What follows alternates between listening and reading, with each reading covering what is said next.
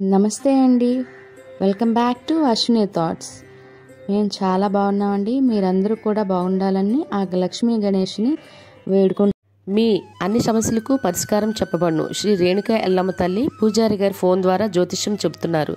భార్యాభర్తల సమస్యలు, ప్రేమ సమస్యలు, నమ్మిన వారు దూరం కావడం, అనుకున్న పనులు కాకపోవడం, డబ్బు సమస్యలు, వ్యాపారంలో నష్టం రావడం, ఆరోగ్య సమస్యలు, కుటుంబ సమస్యలు, ఇంకా ఎటువంటి సమస్యలున్నా ప్రేమ సమస్యలు, భార్యాభర్తల సమస్యలకు ప్రత్యేకమైన పూజలు చేస్తున్నారు.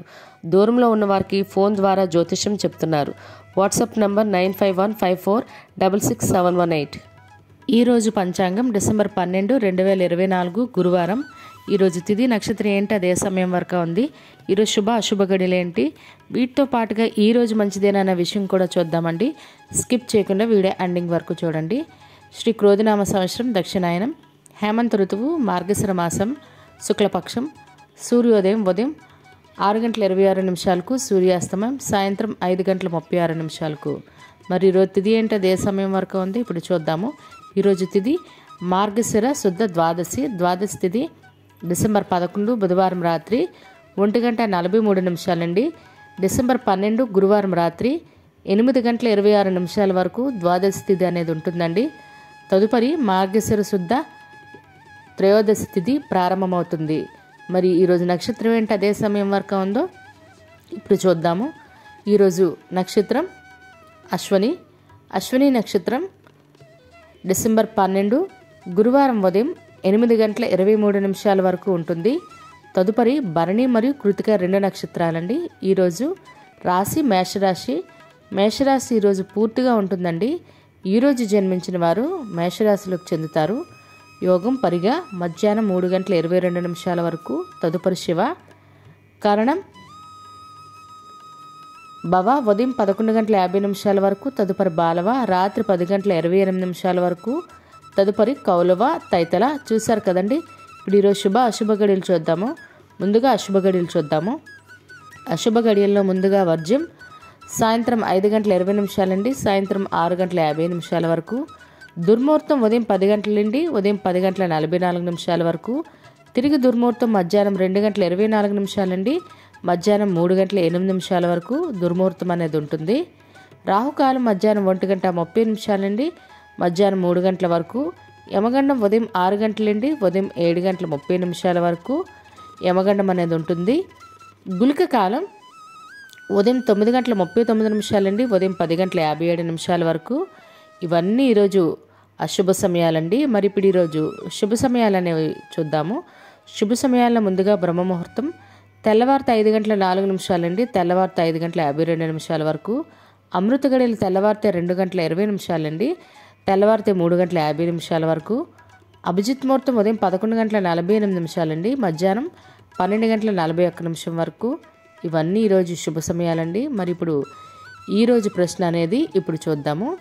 ఈరోజు ప్రశ్న, అర్జునుడికి గాంధీమ అనే విల్లును ఇచ్చినది ఎవరు? ఆప్షన్ ఏ సూర్యుడు, బి అగ్నిదేవుడు, సి వాయుదేవుడు. మూడిట్లో కరెక్ట్ అని జవాబు మీకు తెలిస్తే కిందన కామెంట్ బాక్స్లో కామెంట్ చేయండి. మీరు కూడా ప్రశ్న అడగాలంటే అశ్విని ర్యాపిడ్ ఇన్స్టా పేజ్లో తెలుగులో మీ ప్రశ్న, మీ పేరు, మీ జిల్లా పేరు పెట్టి అడగండి. మరి నిన్నటి అడిగిన ప్రశ్నకి సమాధానం పాంచాల రాజు ఎవరు? జవాబు ద్రుపదుడు అండి. అందరూ కరెక్ట్గా సమాధానం చెప్పారు, ఎక్కువ మంది కూడా చెప్పారు. మరి ఇదే విధంగా ప్రశ్న మీ కుటుంబ సభ్యులు, పిల్లలు అడిగి వాళ్ళకి కూడా పురాణాల పట్ల అవగాహన పెంచండి. మరి ఈరోజు ప్రత్యేకతలు, ఈరోజు ద్వాదశి. ఈ ద్వాదశిని మత్స్య ద్వాదశి అంటామండి.